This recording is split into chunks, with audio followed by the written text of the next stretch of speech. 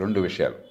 ఒకటి, కనీసం ఐఐటీనో లేకపోతే ఎంబీబీఎస్ఓ మరో కోర్సో చాలా కష్టం కాబట్టి అక్కడ పొందటం, దానికి పిల్లల్ని తయారు చేసే స్కూళ్ళు నయానో భయానో పిల్లలు ఒత్తిడి తీసుకొచ్చి ఏదో రకంగా వాళ్ళ ప్రమాణాలు పెంచుతారన్న ఆశ కొద్దీ తల్లిదండ్రులు గతిలేక పంపిస్తున్నారు.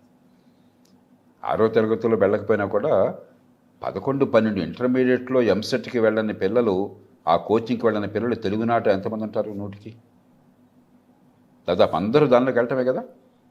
ప్రతి ఒక్కళ్ళు ఆ 2 ఏళ్ళు పీడకలే కదా వాళ్ళకి. సీట్ వచ్చిన వాళ్ళకి కూడా ఆ తర్వాత ఐఐటీకి వెళ్ళి రాణించిన వాళ్ళు, ఎంబీబీఎస్లో మంచి కాలేజీలో రాణించిన వాళ్ళకి కూడా ఆ 2 ఏళ్ళు పీడకలగానే మిగిలిపోతుంది. కానీ ఎందుకు జరుగుతుంది? తల్లిదండ్రులకు తెలియక కాదు.